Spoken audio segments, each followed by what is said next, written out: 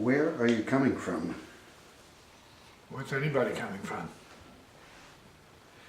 I think the question earlier was about try to figure out where the teacher's coming from.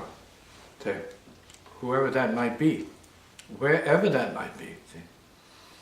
So if you're just looking at the teacher and what you're seeing is what you think you're getting, if we're talking about the same kind of teacher, you're never going to see what it is. You can't see it with your eyes. You can't hear it with your ears, so you need to be perceiving a little bit more deeply and more profoundly in terms of where it could be coming from relative to the wisdom teachings. Where are they coming from? That's what it's meant. See? Where is the teacher coming from? What's the source of the teacher? What's the source of the teaching? Right? So it's really not a trick question, but it's a profound question. See? And it's a question that has been held before the masses and the public and the students of all the traditions throughout the ages. Where's the teacher coming from? Where's Jesus coming from? Where's Buddha coming from? Let's not get into any quick sort of like 10-cent nickel and dime answers like, oh, coming from God or whatever. Well, it doesn't mean anything. Where's the crucifixion coming from? Is that coming from God, really? No, there's something behind the imagery of all of that that we can say is no more profound, more deep and relevant to us. It's not about God, it's about us. What we're seeing up there has nothing to do with God, it has to do with us in relationship to whatever it is. It's our burden. Next question now. And so from where the teacher is coming from, does that shed light on where we as the students are Well, coming nobody from? knows where that is. See, because if you say where the teacher's coming from, what in you is asking the question? From what level? See, for who? From a person who's vainglorious, from a person who's humble, from a person who is, let's say, a sincere practitioner, a person who's skeptical, a person who's full of doubt and confusion and way off base in a manner of speaking, from a materialistic person, from a spiritualistic person. See, so who's asking the question? So you need to find out, that's the science of it. Find out who's asking the question, what kind of question is it, and have a better understanding. Earlier you said, where's the teacher coming from? Where's the questioner coming from? That's a better question. Where are you coming from? Where's anybody coming from? I think that these are good questions. Ordinarily, in let's say the situations that we're talking about here, the students are coming from, or they should be coming from, a sincere need to know. And the teacher should be coming from a very sincere need to help a person understand what it is. But you have to understand where the teacher's coming from, really, before you ask the question. So that'll help you to, if you can know where they're coming from, to a certain degree, then that'll help to shape your question. Better to know where the teacher's coming from in terms of their background. Otherwise, why are you relating to a teacher if you have no idea where they're coming from? It's like hiring a musician. Yeah, you don't ask them where their music's at, where they're coming from. Oh, I think I'm going to hire a musician. Did you ask where they're coming from? No, I have a club. I just want to hire a musician. Okay, so it could be anybody. That's why I'm making the point. You need to know where they're coming from, so you can more or less find some resonance with it. The idea is not about the teacher; it's about whoever's asking questions, who's ever in need of the teaching function or the teacher's wisdom or the teacher's experience or knowledge. You need to have some kind of resonance with that. The only way you're going to have resonance with it is having heard it, having heard about it, having seen it, see, having read about it. And then, of course, then you know what you're dealing with there. It's like when you're out to pick up lawyers, right? You want to have a better idea where they're coming from. Otherwise, is it just any lawyer, any kind of lawyer from any part of the world, from any level of reality, that's from the sewer up to the corporate, penthouse? We need to know. So in learning where the teacher comes from, is that a vehicle for learning where we're at or where we ourselves are coming from? If you learn where the teacher's coming from, then you know in what way you're at risk. Huh? Because if it's a teacher, I mean, then what kind of teacher are we talking about? An information bot? See? Excuse me, a knowledge bot? A tradition bot? A creative bot, spiritual bot, whatever kind of machine it is, you need to know what it is. And then you need to know what impact that might have on you. You want to know what kind of genius it is, like what its thing is. So you have a better sense of how much of it you can deal with if it starts to do what it does to you or for you. You need to know what it is. Now, very seldom in, let's say, the music world, do people come up and ask me what kind of music I'm playing. Because they usually find out before they get there. And we call them good consumers. They looked it up. So I don't have much to say. I say, well, I hope you like something. I don't know what to say about the music if you have no clue. There's nothing I can do to tell you what it is. Then it's a matter of whether a person likes it or not, if it agrees to them. Now, I've had people, on the other hand, say they've never heard anything quite like it, and they weren't into jazz, but there was something about it that held their attention. So it wasn't particularly about the music, it may have been about the spirit, and that's a whole other thing. Now, if we're talking about a spiritual teacher, then that gives you a little bit of a direction. It gives you a sense of what the reality might be. If you're talking about a business person who's a teacher, then you have, because of your understanding of what that means to you in your mind, some sense of business. So with a spiritual teacher, is it an intuitive process to understand? It could be for some, or you might, for the first time, from your business mind, right? Let's say your head, you want to find out what they know that's different or maybe useful to you. So some people may come in out of curiosity, and that's not a problem. If the teacher is right there in the public, then of course they're liable to meet people who are curious, and they're liable to meet people who are detractors, because you're in the public. But speaking in terms of like it's friends to friends, and what is heard, and let's say in the grapevine, so to speak, well then by the time you meet the person, you should have a sense of who it is and what they do, and whether or not they're a danger or of service to you. Then you should know. If you're an intelligent person, you want to know who you're going to sit with, who you're going to talk to, who you're likely to meet, or who you're going to go hear, and then what could be the fallout from that, see, or the uplift. And can someone be both a danger and of service to you? Of course. Right. You're in danger with every breath. So you're in danger. Every one of us is in danger all the time, but we're also safe at the same time. So we're safely endangered, and dangerously safe at the same time. Is empathy at odds with detachment? Detachment is a form of empathy. And it could be said that empathy is a form of detachment. Next question. The same question really is loyalty at odds with detachment? You could be at your best in terms of loyalty by way of detachment, right? Depending on what your interests are. See? Detachment might be the only way you survive anything you can say connects you or hooks you up with other peeps.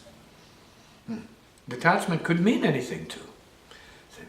So the connotation of detachment could have negative implications, or it could have very positive. Detachment, objective, see? Scientific, see? Spacious detachment. Compassionate detachment is the word I used in the beginning. And compassionate detachment. In other words, being there to respond, but not being in their face and imposing anything whatsoever, because your instincts dictate what it is. See? Sometimes when you have instincts dictating certain things to you, then you might be miscalculating. When there's a degree of scientific, compassionate detachment, then you could be giving the thing a little bit more opportunity to reveal its gap, or the relationship, or friendship, whatever it is, or the situation, or the business, whatever you want to call it, musical arrangement, sexual relationship, in some people's cases. And you need the gap to have a higher degree of certainty as to what it is. So even if you're pushed and brushed and pressured into anything, already know you're going to regret. You already know you're regretting it, but you're in too thickly or deeply. Yeah? You already know the noose is around your neck. You already know that, right? You already know you're in too deep, and now you want to try and salvage something from it because it's killing you already. You already know that it's killing you. Killing me softly. You already know it's killing you softly. So would you say that detachment and neutrality are one and the same? No. No, detachment is different. See? Neutral sounds like there's nothing happening. Detachment may be very strategic detachment, intelligent. So it's not about neutrality in a sense. Detachment and attachment are not very neutral. And nor is the in-between really neutral. We don't know that. Because neutral could be the attachment. So this is a neutral thing to do. In other words, this attachment accomplishes the greatest good. You can be neutral about it. Could be family attachment. That means you're not in conflict about it, just doing it. You're just doing it. It's being done. See? So we're talking about fine lines here with language. People in the military do things, right? Let's say in combat, you have to make decisions. It could be a very, very neutral. You know, the person who's making it is like totally cool, neutral. You say, yeah, boom, do this. That could be the best judgment. Could be the first thought, best thought. Thing. Neutral, like nothing. Say, I don't know. There you go. Perfect. Right.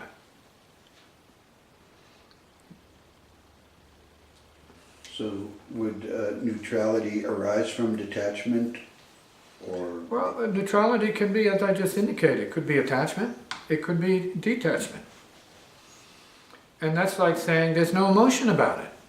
It just is. You know how to act. It's like you're on skates and you know how to move your right leg because you move the left leg. And when you're in the swing of it, it's not emotional. It's just happening. It's neither attachment nor detachment, and then it's not neutral either. It's just, now it's action. See? And then it's up to other people, depending on what that action is, to make a judgment as to whether they see it as something neutral or attachmental or detachmental, or positive or negative, or whatever the duality is, that there would be any concern about neutrality. That means neither. So it's its own thing. The neutral is all of it, and so is the opposites, depending on who's reading it. Because a neutral thing could be the worst case. A person neutral, that means they're not even thinking about it. They are inactive, in a sense. Or they can be very active, but yet inactive in the way that someone projects. Someone who knows the person feels they should be active, and they're not that way. So he was too neutral. That means he or she were dead in their action. They weren't aware. They were lacking awareness. So they were unaware or unconscious. Neutral. And then you ask them, they say, oh, I didn't think about it. I wasn't thinking. It just happened. Right. Someone was off game, and something happened. So these are good questions. So I'd say when we get together, we can examine these because they have cosmic implications. They're not just ordinary questions to me. They're windows of consciousness. And they're worth looking into because we all have these situations come up in our lives on a daily basis, sometimes hour by hour, or moment by moment, patient by patient that comes into the clinic, where you have to respond. And you can say there are two responses, for or against, or there's a third response we're talking about, or it's a neutral, which is nebulous. What is the neutral? When is the neutral not neutral? When is one of the poles too neutral?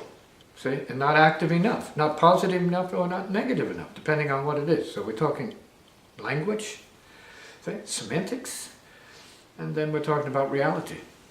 And that we are the individuals here who have to live up to what our actions are and what our judgments are, because if they're in the field of interaction with other beings, then we're being judged accordingly. We're really in the mix, and we can be held accountable for such things. So when we ask where you as the teacher are coming from, is that a neutral or a detached? It depends, of course. It depends on what is required, what is expected. If you're talking about, well, giving a response or giving an answer, that's easy as pie. That's neither this nor that. It depends on what, let's say, level of the spectrum you are in terms of what's good or bad for you, the individual. What's right or wrong for you, what's morally this or that, what's philosophically this or that for you. See, what's aesthetically this or that for you. Yeah. So it's open, it's very open. And so one would say, well, he's just very frank and very blunt and very straight up, and that might be good for some. Say, no, I don't want to be around a person because he's liable to say something that I won't understand or I'll be offended by. He's that straight. And if he's like his music, then he's dangerous. He just lets it out, so to speak. But it's not dangerous, it's open. It's not against anyone, because it's not conscious of anybody, so it's super conscious. It's art as for the artist, not just for the public that's wondering what is being said and wondering what's going on. This is firstly to the first order of business is enlightening the artist, healing the artist, and then the rest goes to people, and the pieces fall where they fall relative to the people. And of course, that's with an understanding of what is expected in terms of good art, or good music, good performance, and all of these things. But there's no attachment to it on any level as far as that goes. It's way beyond that. People don't like, it's got nothing to do with the artist. Artist is then removed from that concern. Would you say it's accurate that time heals all wounds? Time? No, I wouldn't say that. We can say space heals all wounds. We can say energy heals all wounds. So right type of energy can heal all wounds. We can say the right kind of matter heals all wounds. So it's not just one thing. Time is a factor. When we're talking about MEST, matter, energy, space, and time, we're talking about one dimension, perhaps. We know that everything comes in time and goes in time. So we can say, well, there's a healing there that's relative to duration, and we can accept that. Okay, at some point, what happened yesterday or what happened now is going to fade out. See? Depending on the magnitude of the pain involved, that might not fade out too easily. So we then need to be a bit more aware of the science of time and the factor of the experience, what the nature of the experience is or was. Was it traumatic? For who? You know, was it enlightening? For who? And these are seriously useful questions. For whom? So I've written a lot about, it's all about the who. The what is about the who.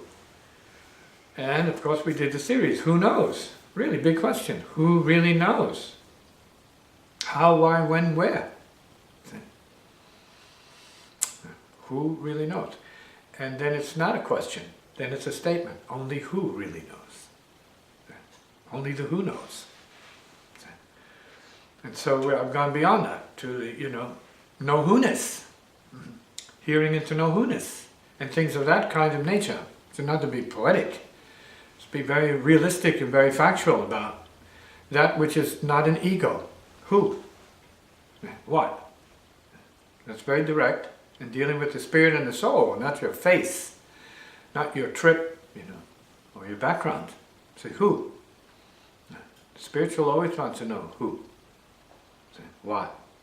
And then why? And the spiritual always knows those things. So can a wound exist without a who to perceive it? Be more specific. Is it only in... Who's the who you're trying not to be? The one who perceives the wound. Right, so you're a wound without a who.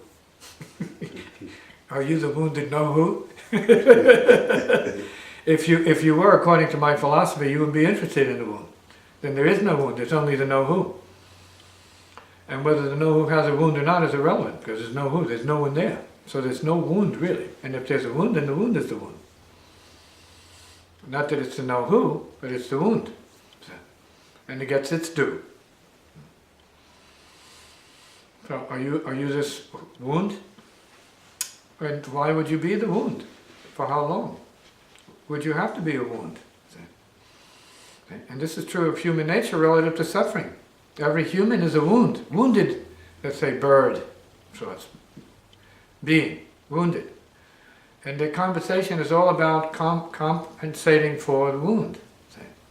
Trying to get around the wound. It's always the wound is there. So we're all wounded. I mean, birth is a wound. See, being born is a traumatic wounding. Okay? For some, an agonic event. See, life-threatening. See, it's threatening. See, and it's not about the who then. See, it's about the what. Because when you're that young, and in that particular emergency room situation, it's not about any who. It's like what you can do to, I guess you might say, facilitate the process as smoothly as possible so that there's a successful birthing going on. That's what's of greatest importance. It's not the who, except for who's in charge then. See? And if we're talking about experience and skillfulness, then that who is the who you want to be around, whether they have a name or not, because then we're not talking about the ego, we're talking about skill. We're talking about doing, and that's not a name. See? That's an ancestry. See? That's the result of huge experience. From person to person, you will have some you trust and others you say, no way, I don't want to be in the same room with that person if they're operating. So then, does the teacher help the student, let's say, heal the wound or transcend the wound? Say that again? Does the teacher help the student heal his wounds or transcend them? Well, it probably helps to intensify the wound. A good teacher will help you to know what the wound is about, see? And make it so that it's so real to you, you will decide whether you can handle that or not. Do you want this wound or not? See, so what are we talking about now? The quality of vividness that the teacher brings to people in terms of their experience, their human experience. Certain vividness. See? But some people see the teachers, or certain teachers are very quiet and humble when they're not on the spot like this. You know, like removed in space, right? Spaced out, you know, gone. Well, that's a quality, but that could be a very powerful quality. See? And what we're talking about then in terms of the powerful quality, yes, that's without the focus of a person in their face. And then all of a sudden, when they bring this spatiality or this cosmic openness to you and put it on you, you have to be ready for that. Can you handle it? Can you handle its focus, its intensity? And if you hear the music I play, you know it's intense. Not that because it's intended to be intense, it just happens to be because that's the kind of focus I bring to it. It's my normal focus. It's just I give laser beam to it. Transcend time, space, energy, and matter, laser beam. See? Boom. Surgery. So for me it's surgery. Psychic, same, surgery. Spiritual surgery. See? That's what music is about to me. Not just delighting people with mind forms of musical tidbits from here and there, a little Mozart, a little bit this guy, a little Miles Davis, a little Coltrane, a little bit this guy, and the rest of them. That's not going on in this case. None of that's real here. It's only what the deep wants. The deep is going to come out, and it's going to chase after you and put you up against the wall and cause you to run out of the room. If you can't face it in yourself, then you're not going to be able to face it in this music. So, does the teacher have answers in lieu of any questions, or only in response to questions? Say that one more time now. Does the teacher have answers in lieu of questions, or only in response to questions? What's been your experience, by the way? I would say that Since the you know. answers arise in response to the questions, and you're not sitting there with answers. There are no answers. There is a response to the person. See? And there should be a response to the person, and it should be a genuine response to the person, because we're breathing the same space, we're sitting in the same room. And so your presence warrants and deserves an appropriate response. And whether that shows up to you in the form of some kind of psychic intuition or reading into you or whatever, that's normal. That's what human nature is. See? But we're talking about the appropriate reading into the person. Appropriate, see? And compassionate reading into the person, so that there is sharing without abuse, without manipulation. That there's caring going on. You say, well, listen, I'm in your presence and I feel this from you, and so, you know, is there a way I can help you if you have a problem with that? See? And it could go beyond that. See, it really depends on the person. You know, having some musicians here some days before this, a couple of days before this, there was a deepness. And then there was more and more and more and more, because the musical world is vast. The conversations and the efforts of some people in that field are vast efforts, going back a long way. So there's this intensity and concentration and focus there that would not be useful to people who are less involved in that. So then we're talking about the degree to which what it is as a function is, in the case of the teaching, relative to wisdom, and maybe relative to, they're using insight or in sound as it's used here, the in sound, sound of the inner. Well, that's relative to necessity, and that has to be calculated intuitively and immediately. So you ask a question and we go with that question for a moment, and you see it touches upon other things, which is like scanning it in a certain, probing it to a degree, but also opening it up so that there's a learning process here. So we are in the classroom. So we are not listening to me, we are all together looking at things in such a way where we can all gain from it. It's not just for me, it's no me involved in the process. And in fact, there's no you involved in the process. It's just this kind of like being here, present, and dealing with the forms that are coming up relative to the conversation or your questions, and using that as a window, okay, to look through and see if there's something that should be shared that brings some light to everybody, not just you. So how do you, let's say, determine the depth or sincerity of someone's question? It's something that happens by itself. There's not an ordinary computer involved in this. See, it's not a calculating machine. It's not a calculator as such. There's a knowingness. So you ask me how I know? It's a good question. We just leave it at that. It is knowable. It is known. And it's up to you to find out how it's known. Because it's on you to know for yourself. So to know for yourself, I think that's really the best answer from one who knows. Know it for yourself. And that's what you're in the process of doing here. Does the depth or urgency of the student's question, let's say, define where the answer comes from? Does your emotion have any value? Of course it has value. Is your emotion heavy? Of course it's heavy. You're living from it. You're living in it.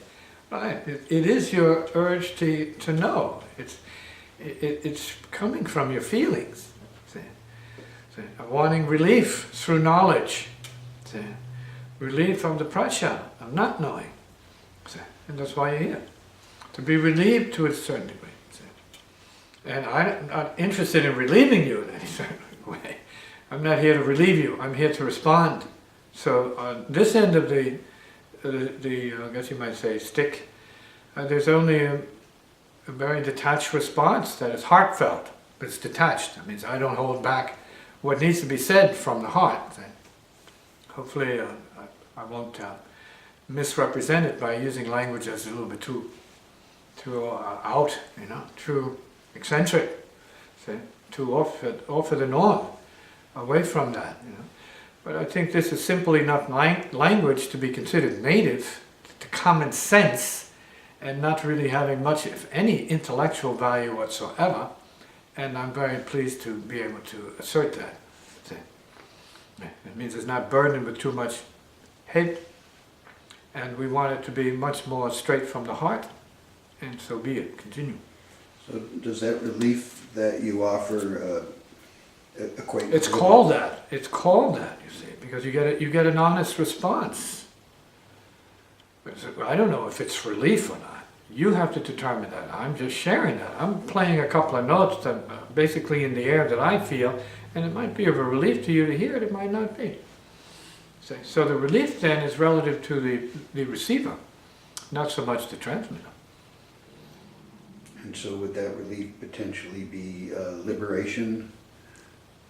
It could be liberational.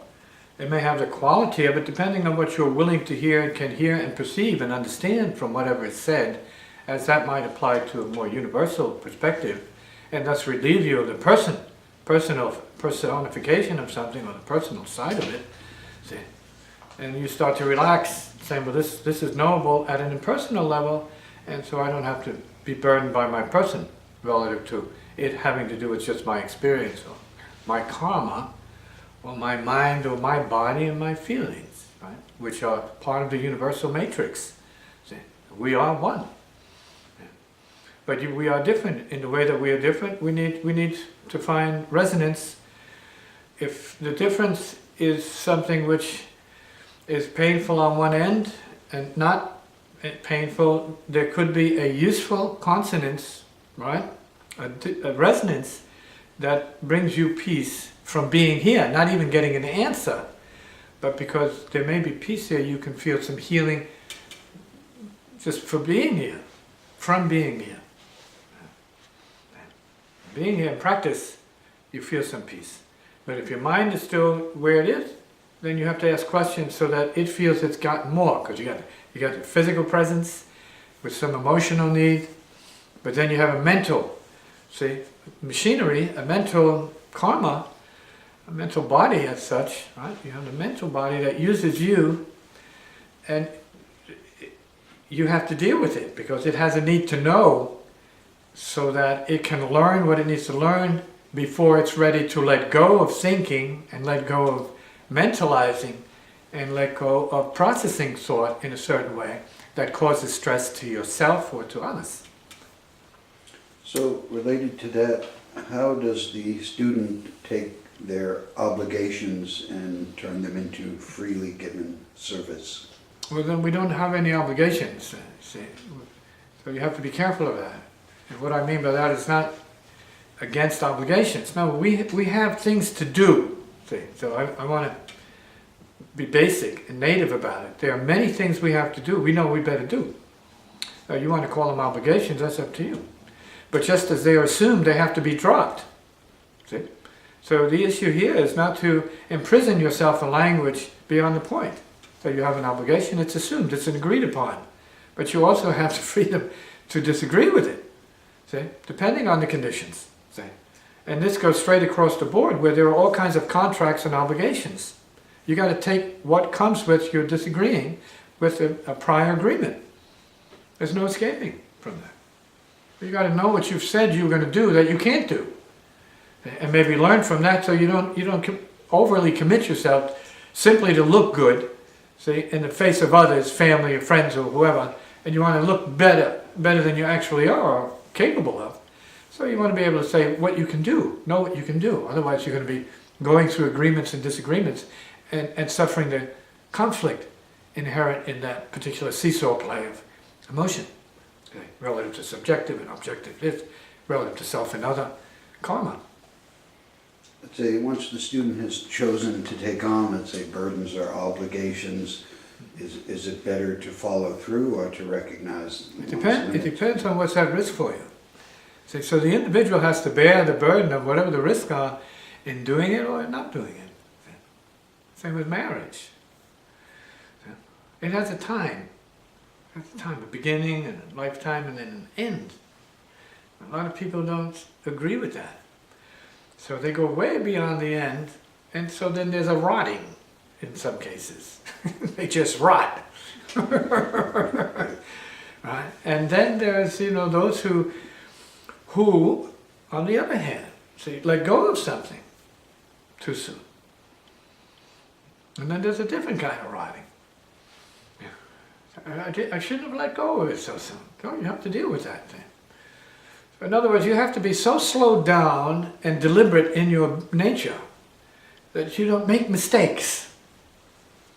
Because making mistakes happen when you're moving too fast to properly assess a situation in life or yourself. Is this surprising you? Right? And then when you're slowed down, when you're at rest and you're making judgments, not that you have the brains to make a judgment, but you want to make a whole body and mind judgment, which then is like not a judgment. It just knows, you know what it is, and you know when. Because you're so in the present, you are with it. Say, no, I'm not going to regret this at all. It's complete already. It's complete 100%.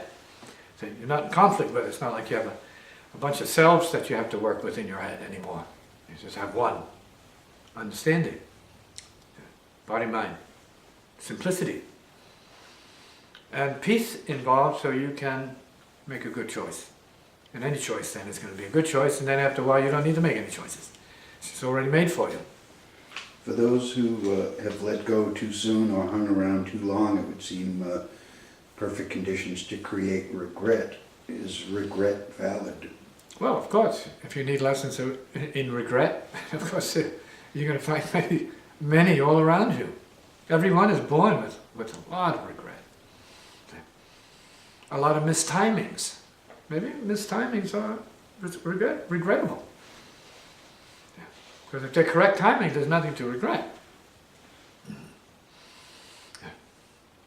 And it really boils down to knowing who you are and what you need. And if you don't, then you're going to make a lot of mistakes. Because you're at odds with yourself, and that's what's going to manifest. And that's what definitely does manifest. A lot of self-doubt, self-confusion, self-other dualities, and conflict. You're not thinking for yourself as yourself, which is then now a metaphor for your being. Are you being what you need to be? Beyond your neuroses. And are you tapping into your inner being that is beyond neuroses for your let's say, your direction, for your strength and your protection? Are you? Would you agree with the conventional view that repeating mistakes is being stuck, but making new ones is a form of progress? What do you think of that? Well, that's potentially Does that make true. sense to you? In some cases it does, but not necessarily. In what way does it make sense to you? Well, just that one's moving beyond where they're stuck, but then the way they're doing so is maybe not necessarily effective if they're continuing to make mistakes in the new. Well, maybe they have to make mistakes, see? See, in terms of the inner mind, you have to be willing to tolerate every possible pattern of let's say, experience. Now, you know, there are those that go much deeper and say, no, this has been like 1,000 lifetimes of the same basic lesson in infinity relative to time and universal consciousness relative to universes. Then, you know, what's a few lifetimes of just learning how to say ma? Have you said it right? Not quite. Another lifetime. Right? So we're talking, well then, where's the mistake in that? The mistake. Well, there's an idea of correct. There's an idea of something that's correct. So then we're talking about relativity, and then others will make it more absolute. And then in whose case do they have to be absolutely correct? In whose case can they be merely relatively correct? And these are issues that weigh upon the lives of certain beings, the minds of others, the hearts of others. Did I make the right move? Did I do the right thing with the right person? See? Because in the light of the trauma that was accumulated because of whatever went down, you say, well, I'm not sure I made the right choice. Blah, blah, blah, blah. See? Confusion. Not knowing. So the idea then, what is it the person, individual, whatever, you have to do to have a better sense of what you know is good? And only that, without doubt, without confusion, without a ripple of anything. Clear. Good. You need to cultivate peace. It's from peace where you get this kind of say, clear determination to keep moving forward without hesitation. See? Hesitation is from making too many mistakes, wrong moves, so you hesitate by nature. You're slow to move. See? Being held back by former experiences, former lives of painful mistakes. And there are those who have made let's say, a lifetime or an accomplishment, let's say, they have attained free motion. And that's also a trap. So you can't go too fast, and you can't go too slow. But you can if that's what you have to do. See? So if you have to go too slow for yourself or for others, let it be that. Say, like the handicapped going slow. So the handicapped, but not really. It's a two-way paradox. See? Who's handicapped? Is it the handicapped person or the person taking care of them? Who's more handicapped? Is it more physical, visibly so, or is it more psychically? So, that's good. It's good to see that. And we have to think deeply in order to say, in any way, shape, or form, that we are on some kind of a path of progression. See? And that's really what we're talking about. Is one on the path of progression? Are you on the path of regression? Or are you somewhere in between the two? Not that anyone cares, but you should know that much about yourself. You should be that close and intimately related to your vehicle and its pilot to be able to make a fair judgment on that, or a true judgment on that.